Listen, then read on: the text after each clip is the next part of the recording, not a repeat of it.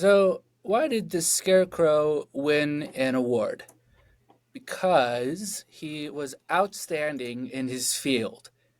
And by field, I mean scaring crows. And by award, I mean he got a certificate of excellence from the crows. So technically, it was a crow award. But hey, it's a tough gig standing out there all day, keeping those birds in line. Well, welcome to the Goat Pod, So glad to be here. where Was we that Norm hey Macdonald? everybody. What? No, that Who's that that? yeah. So welcome you guys. We're gonna Welcome. review another album today. Yeah, but Hey, Steven, first, I just want you to how's know, everybody? I feel What so welcomed by you. Of all the people to you welcome me, I feel the most welcomed by you. that Good. that was Good. the okay. I just, All right, I just Daniel. wanted, Let's, I just wanted so that to be anyone out normal there. want to chime in? Yeah, my day's been good. Okay, Jared. Yeah, you Yeah, do anything fun this weekend? How you been? I forgot what we did this weekend. That's But my great. wife had a field day at school today, and I helped out with that. Ooh. And by Nice. that, I mean I had my own group of students I had to look out for. And Was she it was outstanding in very her cold field? over here and windy. I could say there was no crows, so take that as you will. Yeah, you can't be outstanding take if that. there's no crows. Are the kids okay? I mean, I don't know. It's you taking care of them. It's kind of It's kind of a toss-up. up in the Yeah. air. Yeah. Yeah, I mean, 4 of them lost their backpacks. We found them. But Nice. yeah, somehow out of this whole collection pile of book bags, these 4 random ones were picked and put in the gym for some reason. And but we found them. They got their stuff back. Crisis averted. Wonderful job. Nice. What about Daniel? How you been? Today was good. Stuff's been all right. We had our big youth retreat a couple weekends ago. Went super well. And today at youth group, one of our students, her grandmother was supposed to pick her up. It's a pretty normal thing for a family. They do a whole lot of stuff. So grandma helps out with carpool sometimes. Mm-hmm. And this particular grandma was sitting down on her couch or on her chair or whatever, and gets a call from her granddaughter at 8:40 or 8:30 or something like that. Youth group ended at 8:00, and so this grandmother goes, "Hey, what's going on?" And the granddaughter goes, "Hey, where are you?" And the grandma goes, "Crap." She goes, "I'll be right there," and hangs up. Gotta be the most infuriating way that she could have answered the phone. Like, hey, what's up? She had no idea. Yeah. We've been waiting for half an hour. Put that on a mug. Crap. Classic But- grandma. Yeah. But the student's awesome, so it was great getting to catch up. Lots going on for her with different dance and art and stuff, getting ready for high school, things like that. So it was good time. Just Okay. meant that I was late to this. Cool. But you're here now. Jason, have you do you have your thoughts in order? Dude, you never know. I was around a baseball field for nearly 24 hours of time over like 3 days. I'm still recovering, but we had a good time. Wombats, they, cubes. That's all I can say. Wombo. Cubes, man. Wombo, number 5. And did you know Eric pitched this weekend? I did. And if you're Micah, Whom is Eric? you didn't. That's all you need. If to you're know. Micah, you didn't. Did you know Jason pitched this weekend? Actually, no, he pitched this Monday. Is Monday the weekend? Who knows? This weekend it was. Yeah. That was it, man. Cool. That was it. But it was a That's good cool. time. I felt like, I felt very American. I felt like summer was coming. American things were happening. Baseball, hot dogs, burgers, good times. That's how I was feeling. Speaking It of was awesome. burgers, I had a pretty good week too.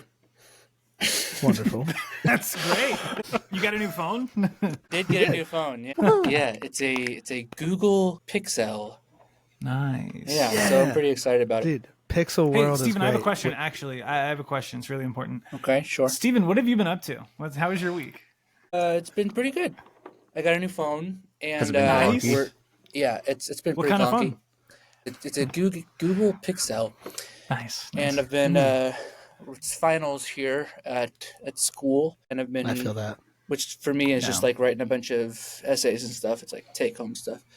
But Dang. I'm learning all about reverse psychiatry.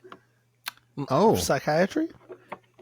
Yeah, at least that's what I wrote the essay on. I haven't gotten the grade back, but this week we are going to be talking about a totally red-blooded American album Ooh. by Mr. Bruce Springsteen, What's and that it is short called for? Pretty American name. Bruce Springspan. Springerson, Yeah. and it is called "Born in the U.S.A." Cue applause. I relate. You can't get more American than that. Yeah, it's not born in Uzbekistan. It's born No. in born in the USA, and it's got 22 million certified album sales and 30 million claimed. So they Wow. say. I claim at Man. least 2. They do claim that. Yeah, but take that for what it is. So Jarrett, tell us about some background info for this album. Yeah, man. So this is Bruce's 7th studio album, released June 4th, 1984, with the E Street Band.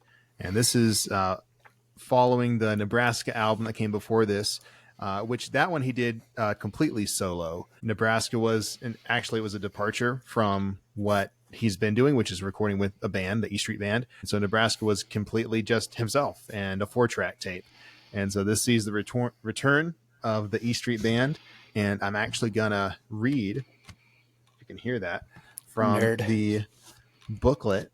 Got some ASMR there of the current band members of the E Street Band at this time. So you got Roy, I'm going to say Bitton on synth, piano, background vocals, Clarence Clemens on sax, Danny Federici on organ, the glockenspiel. We learned about that in the last episode. Is that? Yeah, that's 2 in a row.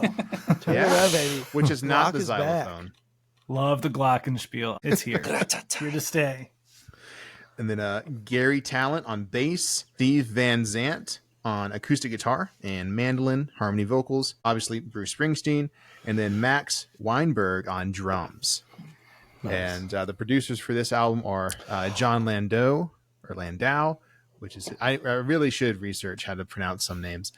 But maybe. Just to interrupt you, Max Weinberg, I think he was the drummer for Conan O'Brien. Oh, was he? Yeah. Really? Yeah, I'm searching. I'm a big Conan fan. I don't know if anybody else is, but that I didn't realize that Max Weinberg was living a double life. That is true, and he's also the father of the Slipknot drummer Jay Weinberg. So, man, what is drumming not up on this album? But it's crazy. Drumming up some. So good producers times. for this album are John Landau, which is also Bruce's manager, and then Chuck Plotkin, who has worked with Bob Dylan, and then Bruce Springsteen and Steve Van Zandt, who just mentioned plays guitar in the band. And so this album was also recorded during the Nebraska sessions. So from January 1982 to March 1984. So Bruce originally didn't know, both with Nebraska and this album, what it was going to be. In his mind, he just had a bunch of songs. I think he wrote like 80 songs. And he was going to record those and release them. The first one would be acoustic. The second one may be electric with a full band. Nebraska, electric Nebraska. But that obviously was scrapped. And we have Born in the USA. So here we are. Nice. Here we are. And so it came out in 1984. Yeah. Interesting fact just came to me. The movie 1984 actually came out in 1985. So, somebody got fired there. missed opportunity. All right. Let's see. Are we going to get Jason with the track listing, or do we got some more stuff to do? Let me see. We have some family that kind of lived during this period of time. I think a lot of you might as well here on the pod. But let me start with the slush. Give me the Papa Slush rundown. Yeah, so Slush Puppy, or my father, as he goes by. Slush Papa? Like Pop Slush, like Pop Smoke, Pop Slush. Yeah. Or like popcorn. Your father goes by my father? You're right, I did say that backwards. he goes by Slush Puppy. Anyway, so he actually saw Bruce Springsteen on this tour. Whoa. At the RFA Stadium, and he went with like some of his cousins, his uncle. I can't remember if he won tickets or he just randomly bought. I think he won tickets, and so my dad and some of his cousins went, saw Born in the USA, and actually while they so he saw the concert and all of that, and then after the concert, they're on their way back, and may have been the next day, but they see these limos with the windows rolled down, and so he looks, and it's Bruce Springsteen and the E Street Band, and so they just start talking on the road, at a stoplight or something. Whoa. Just start having conversation y'all rock tonight. It was man, so That's sick. That's Wait, really they sick. said that to him or he said that to them? yes. Bruce Springsteen was no. You specifically rocked the house tonight. No, they talk with the band. That's sweet. Yeah. And what's this about a Mike Brown rundown? So the Mike Brown rundown. Mike Brown is also known as my father, or Papa Brown, or Papa Mike, or whatever. If you see any of our dads on the street, just go up and say "my father," and they'll know what you mean. My father. Exactly. My dad might go, my son, or my daughter, or who are you? Yeah. We have weird When was dads. the last time you were in my garage? That's the real question. That's a fair question. No nefarious purposes. I want to state that's where we watch football question. games, tailgating. It's not Hockey for weird games things. sometimes. So the Mike Brown rundown. Yeah, so he was able to speak a lot to the culture surrounding Bruce Springsteen before and after this album was released. It changed how people viewed Mr. Bruce because it's such a genre shift. He was known as one of the rock and roll guys. I mean, Born to Run is a classic rock and roll anthem, and he just was really known for that. And Born in the USA even, starts off pretty rock and roll heavy, but this album solidified him as a storyteller and to a much larger audience, to a much broader audience. This is around the same time that MTV was really, really popular. And so he did everything he could to get his stuff on MTV, which is why you have Dancing in the Dark as one of the best music videos from this album, starring Courtney Cox before she became Monica on Friends. Such a really, really, really important piece of history there. That's where I know her from. He would say, or he would play his concerts for 4 hours straight. Man, just would go. That's No wild. intermissions. No, and he would have no openers either. Not even a potty break. That's incredible. wow. Not even a potty break. Whoa. 4 hours. Now that's impressive. And gosh, sellouts. He said he tried to get tickets and he just could never get a ticket to any of these. It's amazing that Slush Papa could get a ticket. He's had about 15 different nicknames in this so far. But in addition to the change in genre, the ability to be on MTV and having a much larger contemporary radio airplay, really just exploded his notoriety. Yeah, that's definitely something that I noticed while listening to this album is that every song sounds like it has this live energy to it. Like the vocals sounds like he's singing into a microphone and it's echoing in a stadium. So it's pretty cool. All right, so now, Jason, if you want to list all the tracks that we got here. List these tracks. We're going to start out with Born in the USA, cover me, darling county, hiking on the highway, downbound train on a fire, that's the A side. No surrender, Bobby Jean. I'm going down in the glory days, dancing in the dark of my hometown. And that's all on the B side. Man. Work of art. Well done. Anyway. You might have started something. That was kind of impressive. Yeah. Did you practice it beforehand, or you just do that off the cuff? This was not really so much practice as much as Jared and I were joking around the other day, and I just did it, and I was like, I'll do that again. Okay. Nice. Yeah. I've been just like thinking of so many parodies of "Born in the USA" in my head this whole week.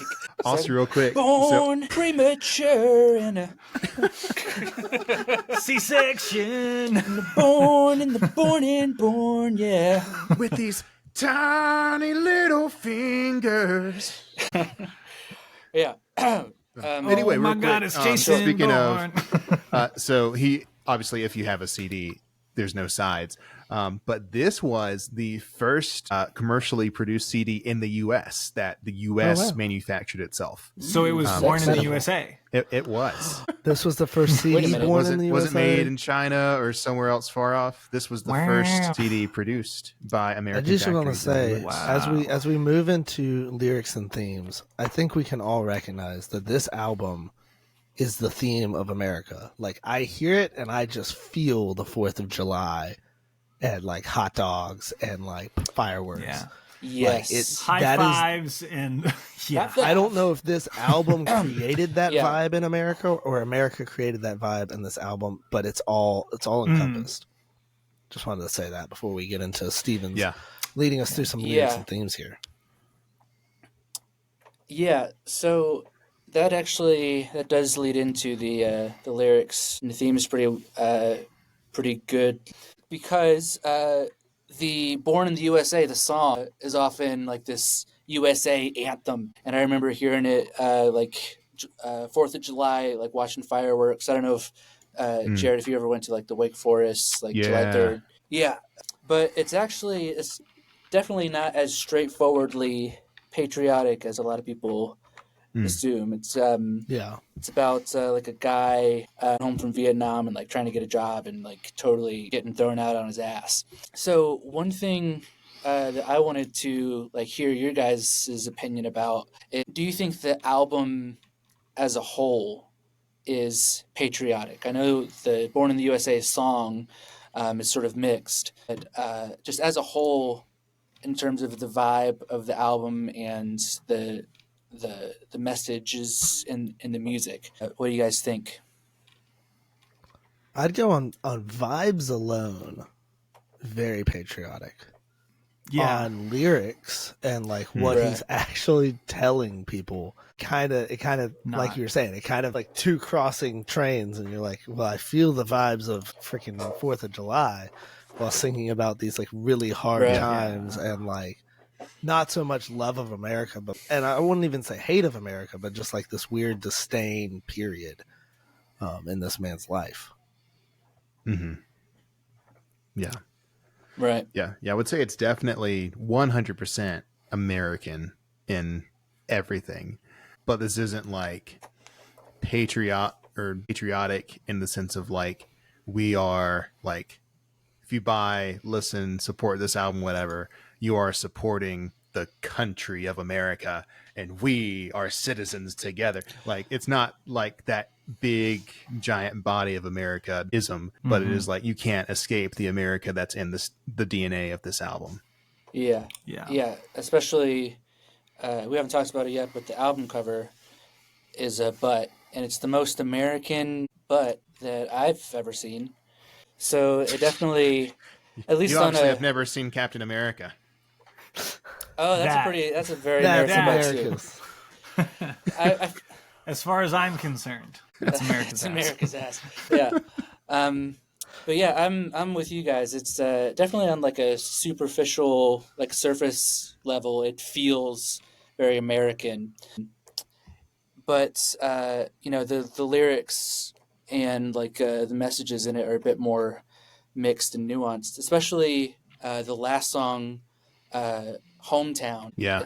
It struck me as like a love letter to his own hometown, and it's like, America's got all these problems, but it's where I'm from, Yeah. and it's like a part of me. So, Mm-hmm. and I think that's good. Artists, real life isn't straightforward like that. So it's Yeah. when you make art, it's got to include the warts and everything. Mm. Yeah, I found it interesting both like the beginning and the end, Born in the USA and My Hometown. Both, if you just listen to parts of the songs, you think you know what they're about. Like if you just listen to the chorus of Born in the USA, it's like, oh, patriotism. Oh, my Born in the hometown. USA. And Yeah. an ode to the hometown, to where he's from. But then it's Why like, is this not our national anthem? then like you look at the lyrics, and My Hometown's not like he's really in love with his hometown. It's he knows where he's from, and then also the racial struggles that were there, and like it's not safe for, at least for the narrator, to like stay there, so they're leaving. And it's like, man, like I think that's throughout the album. It's like if you just do like a very it's like low level listen, you're not going to hear the nuances and the deepness that's there, and you have to actually listen to the lyrics and read it, and do a little of a deep dive. Yep. Yeah, definitely. Anything else stick out to you guys in the lyrics, the themes? Anything you wanted to mention? The entirety of Glory Days. My dad was sharing another Mike Brown rundown portion, was how maybe it wasn't such a common phrase then, but Glory Days kind of put that into the common vernacular. Oh wow. The idea of like going back to your high school and trying to be popular again, and Yeah, that is Slush what Puppy's you favorite used to song. be. I've noticed Yeah. Bruce Springsteen is very popular among dads. Yeah. Yeah. Yeah. Glory and Days. And I feel like after I listen to this album, I understand a lot of like a whole nother type of person now, like people who are trying to like musicians and I mean dads maybe, but just people trying to imitate his style, the Bruce style. Yeah. Yeah. Yeah. The original dad bod. Yeah. Yeah. One could say that, whether one should, whatever. Who's to say? Yeah. So let's move on to some musicalities. So what about the actual music? Did anyone pick up, or what stuck out to you guys? Some of it is just how diverse this album is. Hmm. I'm sure Jason's going to get into some of the instrumentation, and we've talked about some of it. It's amazing how much it changes throughout the album. But something that was really neat to me, not so much musicality, but more just on the side of like music awards, is how much these individual, like some of the singles were listened to. Dancing in the Dark alone went quadruple platinum in the U.S. I mean, this was a movement. This was a culture shift, and especially like Born in the USA went triple platinum.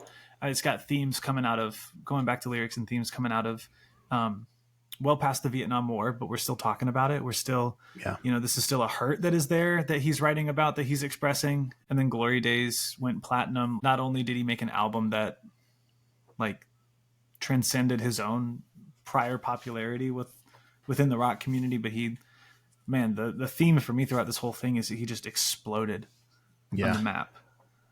Yeah. If you look at the charts on Wikipedia, like this came out in June of '84, and then the year end for '84, it's like on like 7 charts for end of year, and some of those are low. Like I think like Dutch albums got to 61, and then year end for '85, it's on way more charts, and Dutch from 61 to number 1. It's a huge jump. It hit number 1. Dancing in the Dark hit number 1 on 6 different charts. Yeah. Jesus. 6. That's a lot of charts, man. I take it back, 7. That's even more charts. That's more charts. Objectively, I would like to confirm this is more charts. Last time I checked. And Okay. and Dancing in the Dark was the last song that he wrote and recorded for the album. Wow. I think it was John was like, you should write one more song. And Bruce like stormed out, was like, I've written 70 songs. You write it yourself. And then came back the next day with it written and everything, recorded it.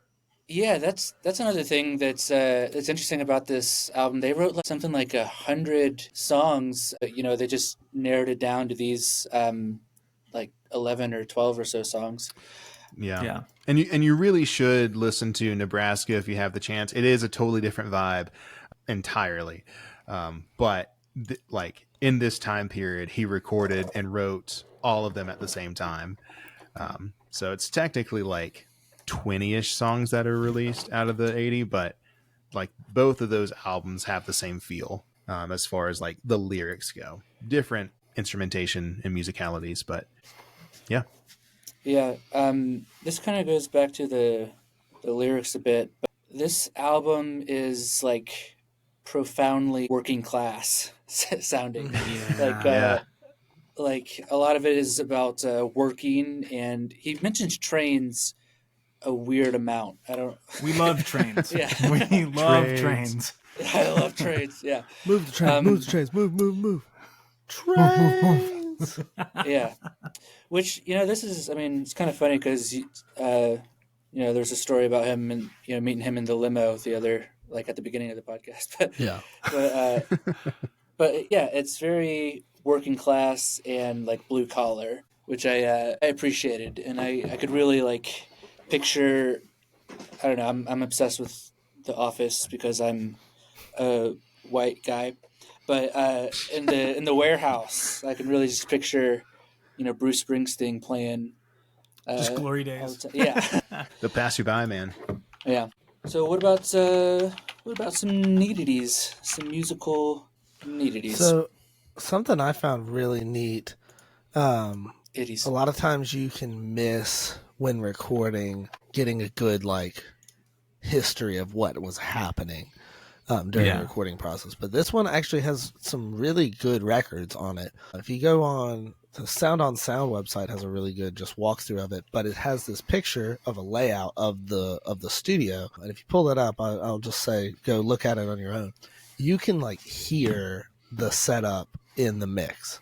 The way that this album is mixed, unlike last week's album, I'm top tier on this mix for this album. If you listen to the you sucker think Bruce on Springsteen's headphones, better than Reliant K? just a hair. Bruce Springsteen is just like want to be a Reliant K. Exactly, right? They could never Owl City like Reliant K. But so you can see like this room, they have kind of this little octagon in the middle. That's where you have Weinberg on his set and Gary Talon in the back, multiple room mics, and then like Bruce is in this like front side room. Clarence Clemens. Okay, so sweet. First, we were talking about what Steven was saying earlier. But let me see, because the Slush has now pulled up this image of the studio, and like when you listen to it, if you can listen to it with this in front of you, like you can hear it, which is really neat. But the use of those room mics, I think, is really crucial with the sound of this album. You hear that live type feeling without losing any clarity. It's something they took a lot of time and effort in putting out. I also want to that same. If you click to the next photo, Jarrett, click to the next photo there. It's like, oh, you didn't do it. Yeah, there we go. They have a track phase report, so you can see like what tracks everything was being recorded into, and what they had mic'd up and at different points. I think it's just really neat to like watch how that process goes. Also to see that you have this much wonderful sound on 24 tracks. You have guys like Jacob Collier out here with like 148 tracks on one song. And I know there was like some song that Corey Wong did one day that was like something like 200 tracks that they're mixing through. And it's like, we can rock and roll here with 24 tracks. But it's just wonderful mixing. Also, you can't not love another album that's got the glockenspiel. This one was glocked and loaded, just like last week's album, and I can't say enough about it. So that's what I had there. But the live sound, you can really see it when you put in the recording studio, their setup, and how they're making it happen. You can really see it. So I think that was really neat, man. And you can really see those coffee stains on that mixing sheet. I was gonna say, yeah. Coffee. Yeah. Another really cool thing. It's not as popular on this particular album, but I'm going down, and is it Bobby Jean both hold the same kind of theme and structure as Born to Be Wild. Oh, which is another one of his most, like, probably outside of this album, his most popular song. Born to Run. That's pretty neat. That's the one. What did I say? Born to Be Wild. By Steppenwolf. That's a different group. It's confusing. Yeah. Well, there was. I'd love to hear Bruce sing that. He Bruce, could if hear you're that listening to this AI could do podcast, it. what are you doing? AI can make it happen. Yeah. Yeah, we can cut this out if you want, but there was one song that had the drums that sounded exactly like Born in the U.S.A, but it wasn't Born in the U.S.A. Yeah. But do you remember which one it was? I know a lot of them. I cannot. There are a lot of them, but I can't think of which one. But I know what you're talking about, Steven. Yeah. Also, he did do Born to Be Wild, or at least like there's clips of him covering it was No Surrender, really? and Bobby Jean Okay. was Born to Run, is what that sounded like. Yeah.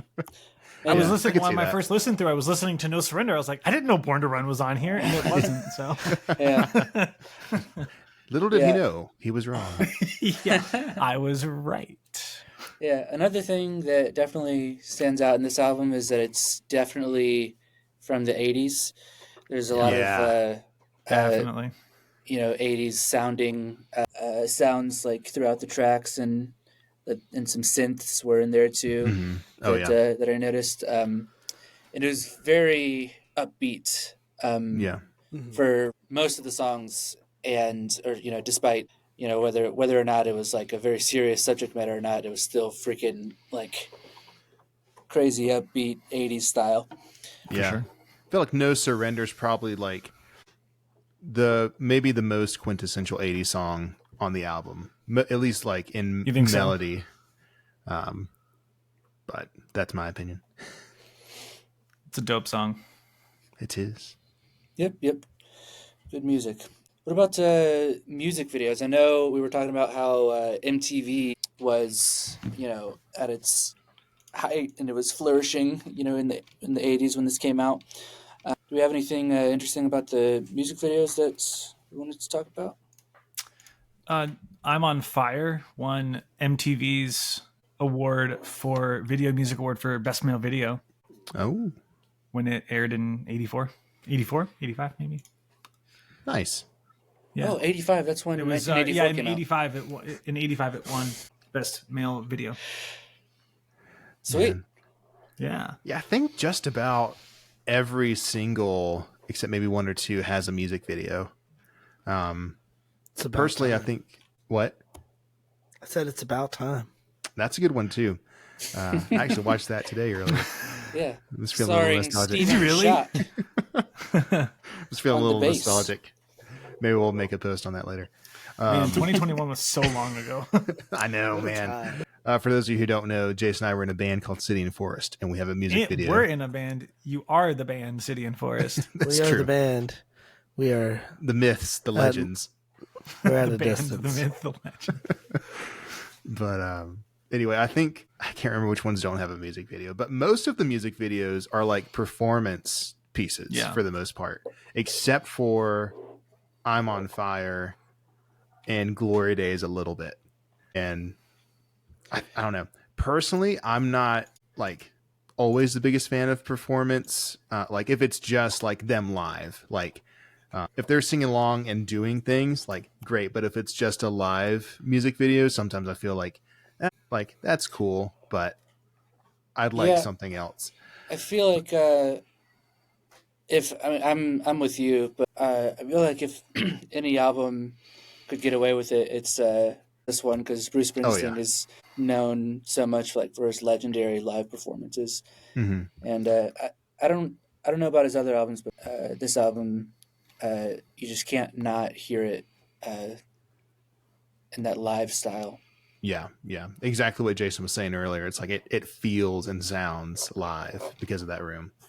So definitely works. Yep.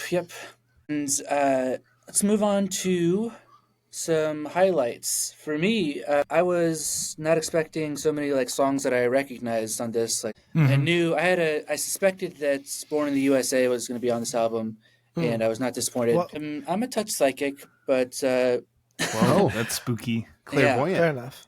Spooky. Yeah. That's I Another actually majored callback in reverse psychiatry. I already made that. But I did major in psychology, and I can read your mind. But yeah, there was "I'm on Fire," which obviously that's a huge song, very recognizable. No Surrender. Glory Days, I did recognize. No Surrender, and then Dancing in the Dark. And on Spotify, like Dancing in the Dark and I'm on Fire are above Born in the USA.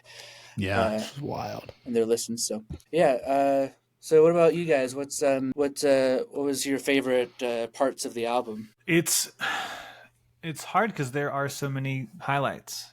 Like you said, on my first listen through, I was like, oh, this is here. This is here. This is here. Oh, that's not Born to Run. Okay. Oh, this is here. And so many that were like that were so good, and even the stylistic choice for his voice was different through the different ones that I thought was really neat. Yeah. Man, those are I think my highlight was Headphones, which you may look up and down the track listing and say, where? And I listened to this in my car, and I was like, this is cool. And then I turned it on my headphones, and I was like, oh, snap. Oh, this is good. Sick. This is like, whew. So if you have a chance, put on some headphones, which I would say for most albums is the case. Some just transcend above all. And I would still say this is a good album without the headphones. But there's something about it. And you get immersed in the mix. Yeah, I would agree. I think for me, one of the big things I like that also makes this album stand out from others is my boy Clarence on the sax. Ooh, the sax was good, yeah. This album put him on the map too, which is really cool. I think he passed away recently, didn't he? I don't know. I don't fact check him. myself right now. Yeah. Oh, okay. He died in 2011, so it wasn't recently, but he has passed. Hey, this century. But yeah, I'm a big fan of the sax, and especially when it's like something that could be a guitar solo easily, but it's done by a different instrument. Sometimes I heard the guitar and the sax like playing the same notes in unison. Yeah, and like a couple of parts of the album. So that's very cool. Yeah, it's pretty cool. How about you, man, Steven? A lot, like you guys, a lot of it stuck out to me. There's a lot of highlights, and it's so like well written and recorded that a lot of the highlights sort of blend with each other seamlessly. But yeah, I don't know if I can come up with like one highlight. Maybe like when we talk about the favorites and least favorites. Okay, it'll come to me. But let's do it. Let's make it happen. Let's go right into it.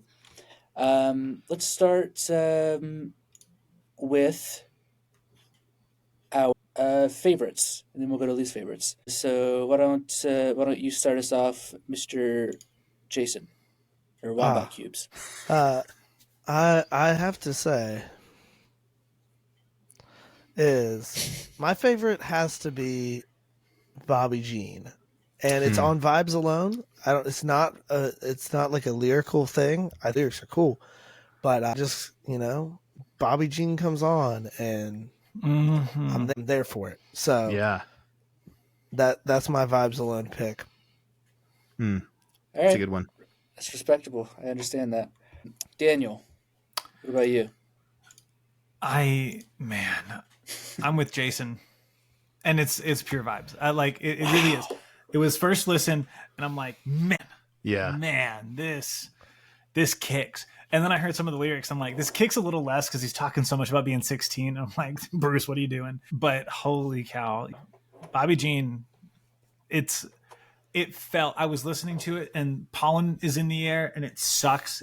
And I've just been all stuffed up and just pressure all around my entire face and congestion everywhere. And that song came on and I thought it was summer and my body was like, oh, we're okay. Wow. It was like cured your allergies. Yeah. It's That's like really something. Your quintessential summer start, except for School's Out for Summer by Alice Cooper, or like Summer of '69. Like, oh my gosh. It's going on my like playlists for the summer because I just vibes, man. Yeah. Oh, we got 2 for Bobby Jean. That song's inspired. And I didn't think it was going to be that.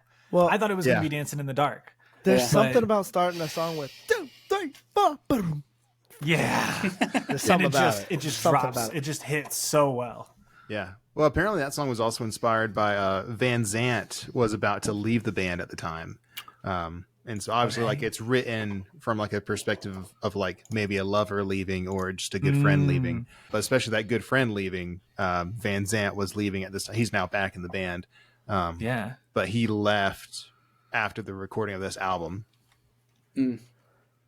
Plus, when you think about the cousin Billy, Billie Jean. We'll get to her later. It's a completely different thing, Jason. My bad. So different. I thought that. Yeah. Okay. What about you, Jarrett? Yeah, I gotta say, man, I was thinking of a tie, and Bobby Jean is definitely in there. But I'm gonna go just based on the fact that I've put this in me and my wife's shared playlist, Dancing in the Dark. Yeah, because it's every time I'm just like, dun, and like I just start like doing my doing my Bruce, moving my shoulders. It's it's a vibe. It's so it's good. The closest we have to the Carlton. I'm not seeing the connection there, but that's good for you. Okay, I see. Now that you acted out. If you're watching the video, you're editing this, so none of you know what just happened. But I did the Carlton. Fair enough. We'll just clip that and put it on socials. Yeah. Yeah. And what about you, Steven? Oh, hey.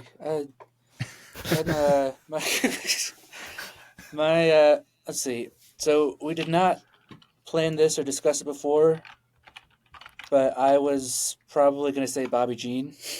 Oh, yeah. So good. Yeah.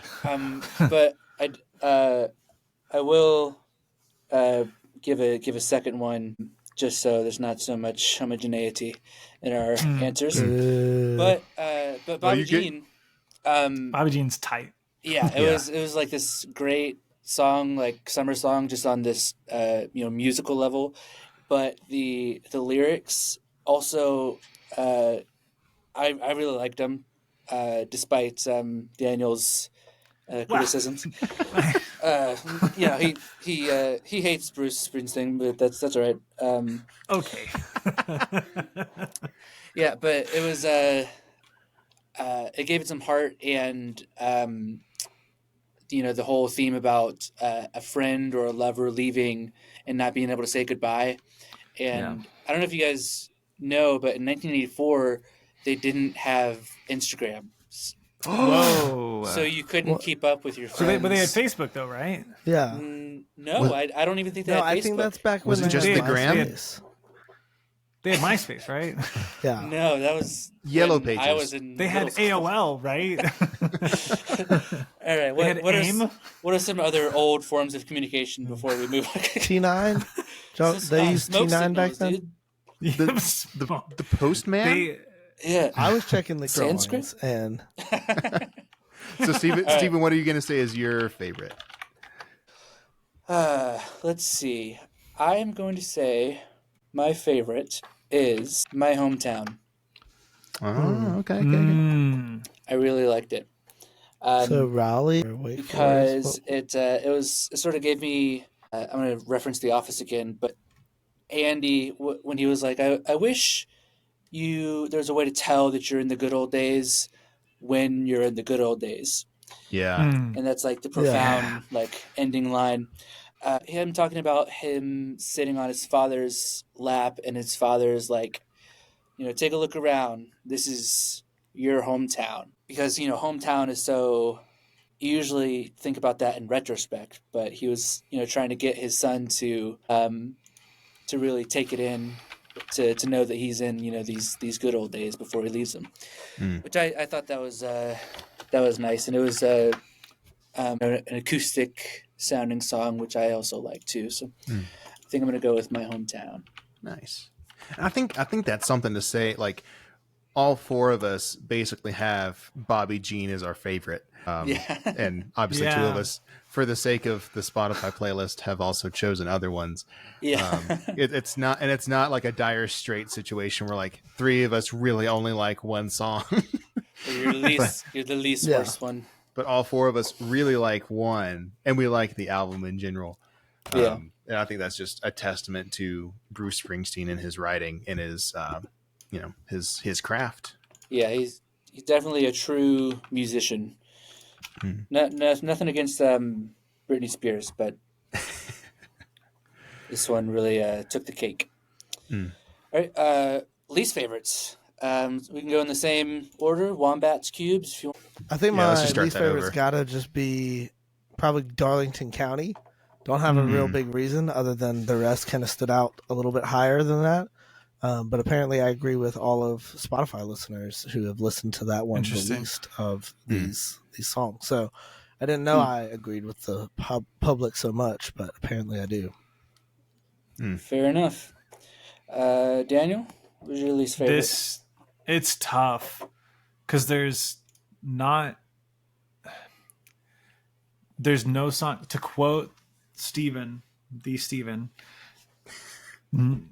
not to quote, to like kind of grab a hold of something that you said during Dire Straits. Okay. Instead of this could have been an email, like none of these were too long. None of these had. This had to be an in-person meeting. Yeah. Maybe Working on the Highway, but even that I like felt myself bopping to. Yeah. And same with Darlington County, same with like I'm Going Down or No Surrender. Gosh, no, all of those were so good. But if I had to pick a least favorite, it'd be Working on the Highway. And all right, not because I thought it was bad.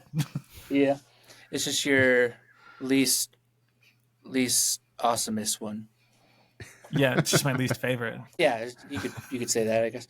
The Slush. What was your least favorite or least awesomest? Child Slush? No, that's not it. I'm gonna Slush Child. No, I'm gonna have to say my least favorite song is Darlington County. And again, like I don't really like to just echo everything else. I like this album. I mean, hence why I bought it and have my own copy of it now. But there's just, I don't know, it just didn't grab me. Like I still like listening to it, but there's just something, about it that's like, all right, cool. But I also want to say my least favorite part or aspect, I should say, of the album is how short I'm on Fire is. Yeah, that's a good point. And it's like, because that would have been my favorite, but it's just 2.5 minutes, and it's like I just want more. I listened to he had a live album come out after this one, and so I listened to the live version of I'm on Fire, and that almost is satisfactory because it's longer and it has like a little synth keyboard solo-ish kind of thing. But it's like if he had just like written one more verse or just a little bit more, like that would have been my top. So. Yeah, that's a good problem to have as a musician, that people's most devastating criticism is that it should have been longer. Yeah, there's not enough. Yeah. My least favorite. Yeah, tell us, Steven. I'm gonna say Working on the Highway. Yeah. Working on the Blacktop. And like you guys, I really liked this album, but I probably didn't like it as much as you guys, because I'm not a big fan of the 80s and like 80s music and like how upbeat and happy it is. It just rubs me the wrong way, you know. But Working on the Highway, that one was super upbeat and was about, you know, blue collar work and stuff. I didn't vibe with it. Yeah, so that is the our least favorites. Now Let to the us fun part. Yeah, this Rank was tough. this album.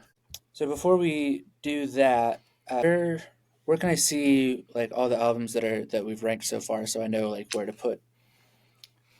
Well, I so far I can tell you what you've got if you want that. It's in the Okay. album ranker.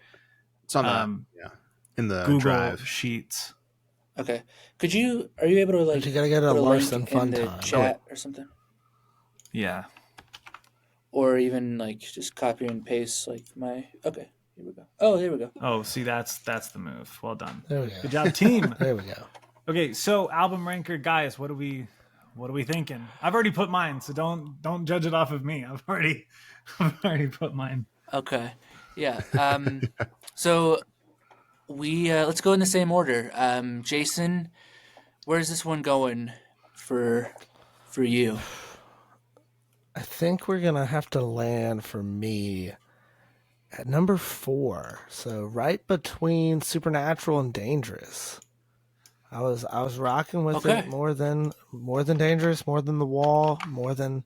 Baby One More Time, and a whole lot Ellipses. more than Brothers in Arms. ... Baby. I know you like to say ellipses, but it's really ... Fair enough.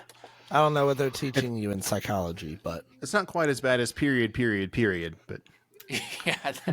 oh yeah, That doesn't who would really- say, that who would doesn't ever really say flow off the- period, off the period? tongue. That's weird. That's clunky.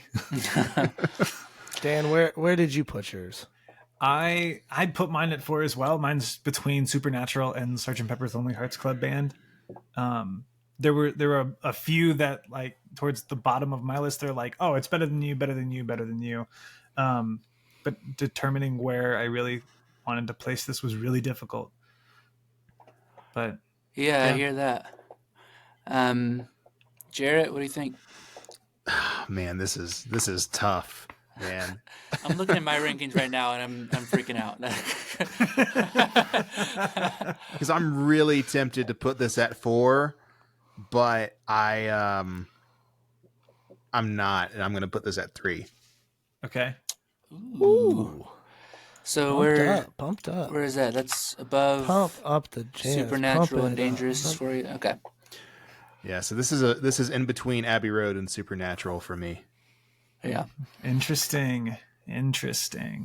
which I did not expect. So that just leaves Steven. Oh boy. I am going to put this at number 5 Okay. between Dangerous and Sgt. Pepper's Lonely Hearts Club. Man. Okay. Yeah. So If I know anything about that math, I puts think our that's gonna rankings land at it tied for 4 last. the rest of Baby One More Time and Brothers in Arms. Then it is Dangerous, and then The Wall. Then at number 4, Born in the USA. Tied for 2, Oh. Supernatural and Sgt. Pepper's Lonely Hearts Club Band. Abbey Say Road at number 1. what? We have 2 ties. Incredible. That's crazy. That's absurd. That will Wow. not last long. No. Yeah. No. No. Yeah, I'm sure. Well, what's the next album we're listening to? Next album we got is Appetite for Destruction by Guns N' Roses. Oh man. That's gonna be sick. Yeah. I wonder if we'll find out what the N stands for. Yeah. Yeah, well, we'll see. That's an enigma. So definitely tune in next time. I'm not sure when the next one comes out, but next time. And before we wrap things up, I did just want to mention something, kind of serious. I just wanted to open up a little bit to you guys. I don't really do that much on the podcast, but Say what you need to say. yeah. So John Mayer. here's the thing.